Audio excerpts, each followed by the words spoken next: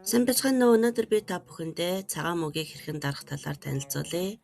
За баярын ширээний бас нэгэн амттан болгож идэж болно. Мөн жирийн өдрүүдэд ч хачир болгон идэхэд тохиромжтой маш амттай мөг маш хялбархан болдог байгаа. За эхлээд мөгнийхөө харалсан хэсгүүдийг буюу мөн шороотой хэсгүүдийг цэвэрлэнэ.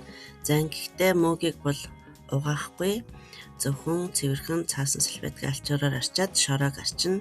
За мөн харалсан хэсгүүдийг утгаар цэвэрхэн болгоно.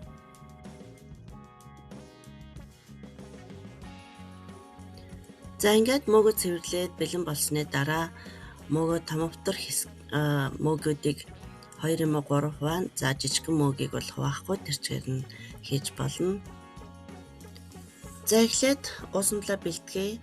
За уусамлд орох орцыг тайлбар хэсэгт нарийн бичиж оруулсан байгаа. За алюминий сулруулсан цуу сармис укроп 3-аас бусдын тайлбарт бичсэн орцын дагуу бүгдийг хийн. За ингээд бүгдийг хийсний дараа баг зэрэг утгаад тосоо халаана. За тосоо буцалгаж болохгүй нэлээд сайн халаагаад дээрэс нь мөөгөө хийн.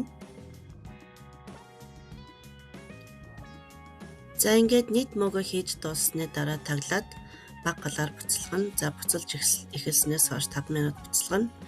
За 5 минутын дараа сулруулсан уксус, сармис, укропо хийн. За ингээд дахин хутгана. За ингээд дахин хутгасны дараа 2 минут орчим дахин зөөлөн галаар буцалгаад за ингээд мөг маань бэлэн болно. Маш хялбархан болдог бөгөөд амттай. За энэ уусамлаар мөн бусад мөгийг бас дарж амталж болдог. За ингээд ариутгсан шилэнтэй хийн. Ариутгсан шилээ би бэлтгэхдээ печэнд баг зэргийн ус яралд нь хийгээд 5 минут эргүүлээд авдаг. За энэ бэлдсэн мөөгөө болвол хөргөчөнд хадгална. За 5 хоногийн дотор идэж дуусгаарай. За 5 хоногийн дараанаас эхлээд муудаж эхэлдэг тул 5 хоногийн хүчинтэй. За ингээд анхаарал тавьсанд баярлалаа. Дараагийн бичлэгээр уулзтлаа. Түр баяртай.